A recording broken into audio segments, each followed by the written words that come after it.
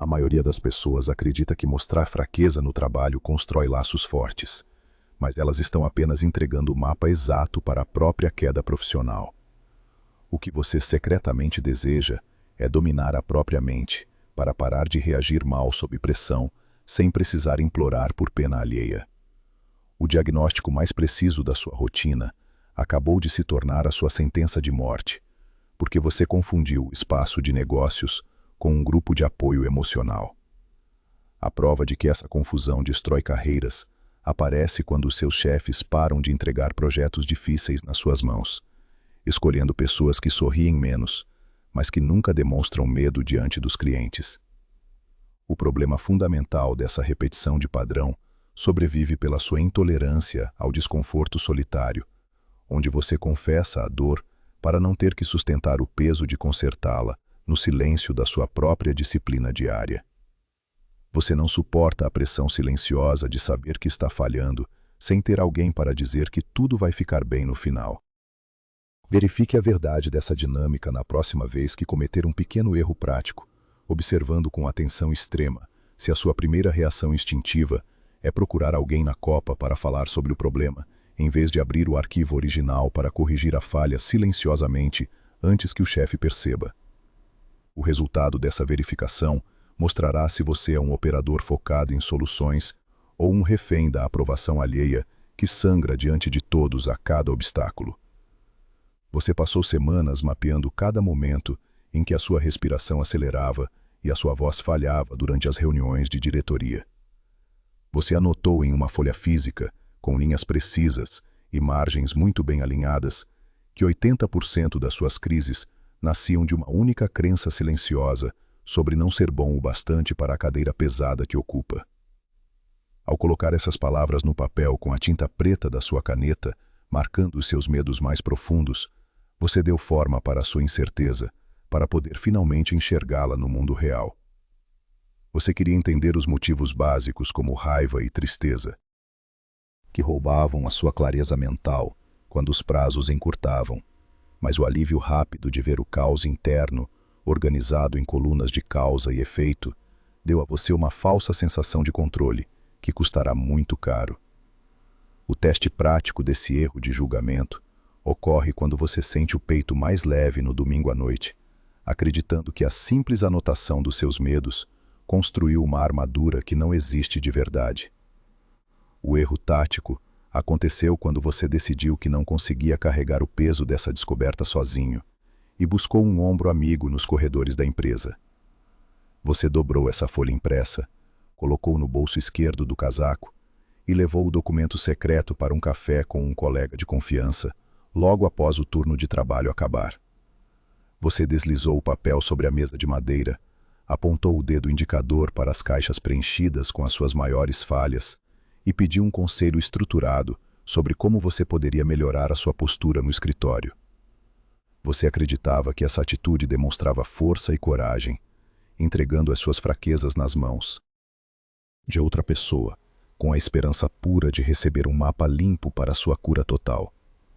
A consequência de buscar a validação da sua cura fora de você é que você transforma o seu colega em um juiz duro do seu trabalho, dando a ele o poder de observar cada pequeno tropeço seu através das lentes da sua própria confissão escrita. O teste real de sobrevivência começou na terça-feira seguinte, quando você apresentou o balanço de expansão na sala de conferências principal, com as mãos suando frio e a garganta seca pela tensão do momento. Durante a sua explicação detalhada sobre as margens de lucro e as vendas futuras, aquele mesmo colega de confiança cortou a sua fala com perguntas muito precisas que miravam exatamente nas incertezas técnicas que você havia listado no papel do café.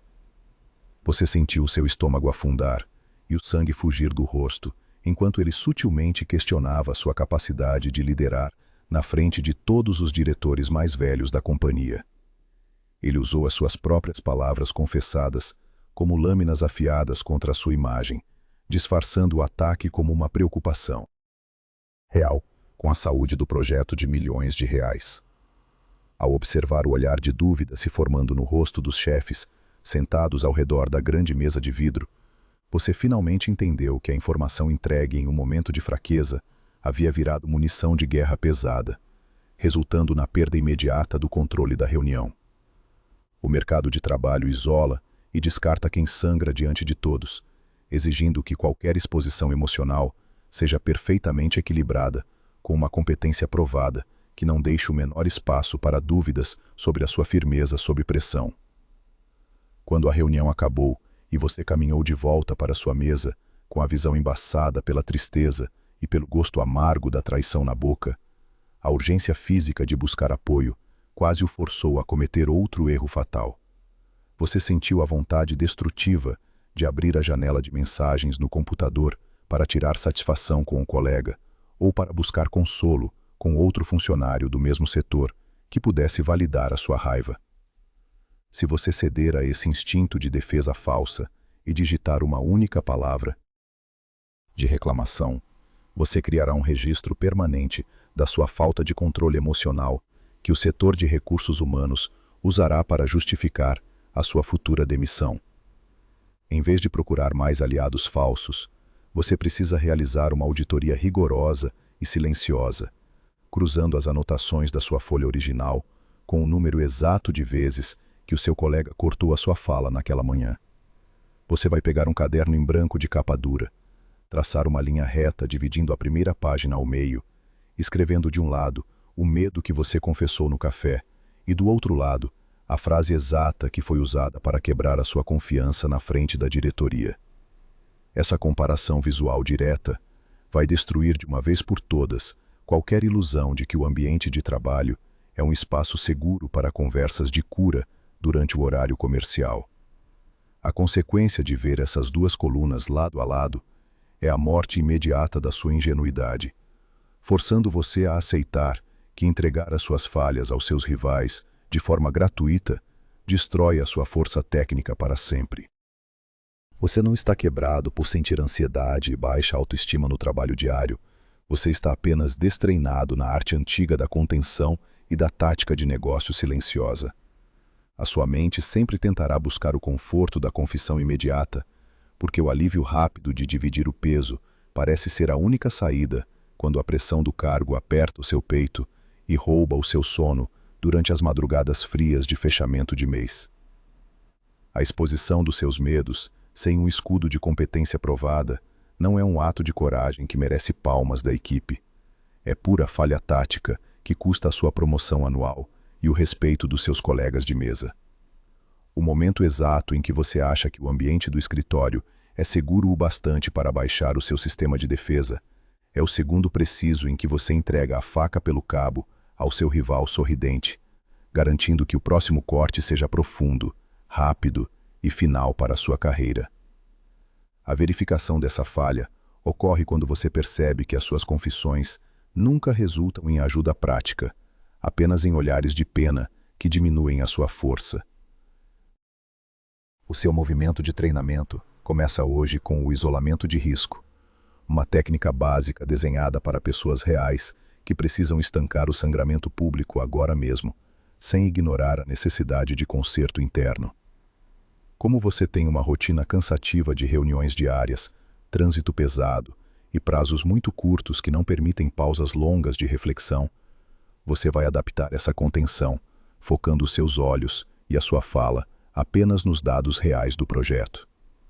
Você nunca mais vai justificar um atraso ou um erro de operação usando o seu estado emocional, o seu cansaço acumulado ou as suas noites mal dormidas como desculpa perante a equipe de execução. Quando alguém questionar o seu trabalho com tom de deboche ou dúvida,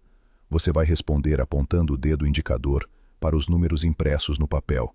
mantendo as suas mãos paradas sobre a mesa e a voz neutra. A prova inegável de que essa blindagem tática está funcionando aparecerá quando seus colegas pararem de tentar decifrar o seu humor matinal e começarem a recuar diante da sua postura forte de resolver problemas. O custo de ignorar esse treinamento de contenção e continuar entregando a construção da sua armadura para outras pessoas é a parada completa e sem volta da sua subida profissional nos próximos 5 ou 10 anos.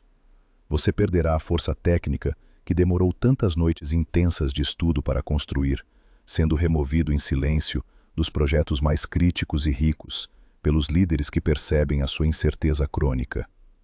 Você verá o seu salário congelar na mesma faixa exata, enquanto pessoas menos preparadas, porém muito mais contidas e espertas, sobem de posição e passam a dar ordens diretas a você. Cada vez que você respira fundo fazendo barulho e reclama do cansaço no meio do corredor do escritório, você adiciona um tijolo pesado na parede que separa você das cadeiras de comando que exigem frieza absoluta, garantindo que o seu nome seja riscado de qualquer lista futura de chefia. Uma verdadeira maestria exige que você permaneça para sempre na posição humilde de um aluno cauteloso da natureza humana, sabendo que o orgulho de se considerar totalmente curado e imune aos ataques é o primeiro passo para a ruína tática total. O exato momento em que você abaixa a guarda e decide que o seu novo colega de trabalho é especial o bastante, bom o bastante para conhecer os seus medos mais profundos, é o momento exato em que o ciclo de traição recomeça com força total. Você precisa aceitar, sem raiva inútil e sem ilusões românticas, que a confiança no trabalho é sempre baseada em interesses mútuos e ganhos de dinheiro compartilhados, não em amizades profundas que resistem de forma mágica às pressões das demissões em massa. O teste contínuo dessa humildade é a sua capacidade de sorrir com educação na hora do almoço, enquanto mantém os seus cadernos de medos muito bem guardados em uma gaveta trancada na sua casa, protegendo os seus pontos fracos da vista de qualquer pessoa. Nós sabemos que o cansaço mental vai bater com força destruidora, e a vontade de buscar palavras de apoio vai retornar como uma onda no meio de um turno difícil, especialmente quando as cobranças parecerem injustas e o volume de trabalho passar do seu limite. Físico de suporte. Para sobreviver a esse alto risco de queda sem destruir o seu progresso e jogar fora a sua nova postura, você vai escrever toda a sua raiva e tristeza em um bloco de notas, sem conexão com a internet, no seu computador pessoal. Você vai digitar todas as palavras duras que deseja dizer aos seus chefes, detalhando a injustiça da situação, a traição do seu colega e a sua vontade repentina de pedir demissão e abandonar tudo pela manhã. Assim que você terminar de esvaziar a mente cheia e a sua respiração voltar ao ritmo normal e lento, você vai apagar o arquivo na mesma hora, limpando a lixeira do sistema para garantir que o alívio físico aconteça de forma plena, sem gerar provas escritas contra você. Quando você olhar para os lados nas próximas reuniões e perceber a frieza calculista dos seus colegas de trabalho, não use essa visão como um motivo para se sentir um falso invejoso ou uma pessoa errada para o ambiente de negócios de alta cobrança. O rancor amargo que você ainda sente em relação ao colega que o traiu na terça-feira passada deve ser canalizado e transformado em combustível puro para alimentar a sua disciplina de manter a boca fechada e os olhos focados apenas nas metas de dinheiro do seu setor.